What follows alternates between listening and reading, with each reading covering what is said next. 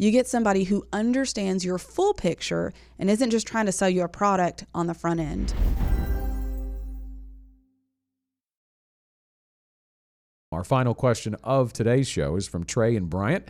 I'm almost Medicare age.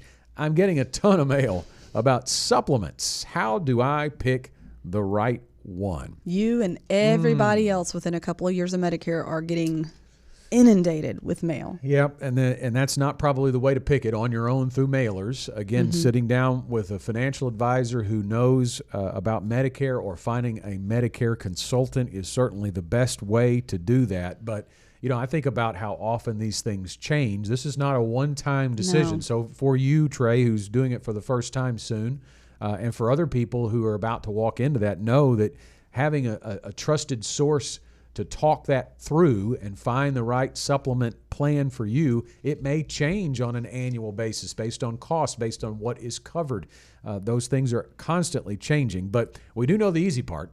Part A, you get for free. Part B, you're going to have, and you have no real control over that. It's past that, those supplement plans, and there's a lot out there.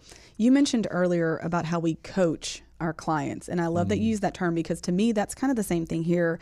When we think of sports, your coach matters. There are athletes who have gone back and said, man, it was this coach or that coach that really made an impact in me. And just bear with me for a second, because this does make sense if you think it through.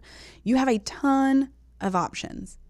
So how do you really sort through those and figure out what's best for you? You get the right coach. You get somebody who understands your full picture and isn't just trying to sell you a product on the front end. I am a huge fan of independent people.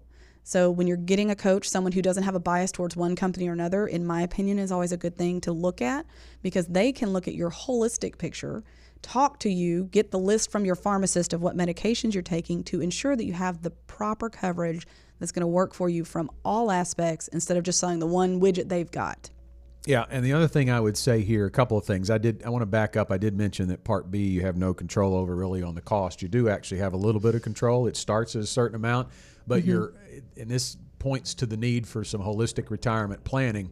Your income does affect your Part B premium, and that's one of the things you really have to look at. We've seen that happen with retirees. If you're going to live on a pretty robust income, it could make your Medicare Part B premium significantly higher. So understanding taxation of your retirement income is important there, because working with a financial advisor that not only builds that income plan, but takes taxes into consideration can really matter. And what we're really trying to say here is, if you have Roth dollars, Roth IRA dollars, those aren't going to be added to your income because it's tax-free, right? So making sure you walk up close to those thresholds that might raise your Part B premium but not go over them can certainly be a big part to that too. I know it's not exactly what Trey is asking there, but then the other part of that, and we'll end here, the Medicare supplement plans that you are getting inundated with through the mail, you're not going to find anything in there about long-term care coverage. And I think that's the big blind spot. We just had a couple in here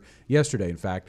They are both 55 years old, and I get excited about 55-year-olds from a long-term care planning perspective, because that's the perfect time to really think about long-term care coverage if it's needed from an insurance perspective. And I also think that when you're talking about long-term care, a lot of people think Medicare is going to cover it, which it doesn't, but they think that it's either insurance or nothing, that those are the only two options that exist. Right. And having the right coach, you find there's more than one way to take care of this. There are some clients that we have said, hey, you've got X number of dollars in assets and you're not qualifying for this policy, or this policy is going to be too expensive.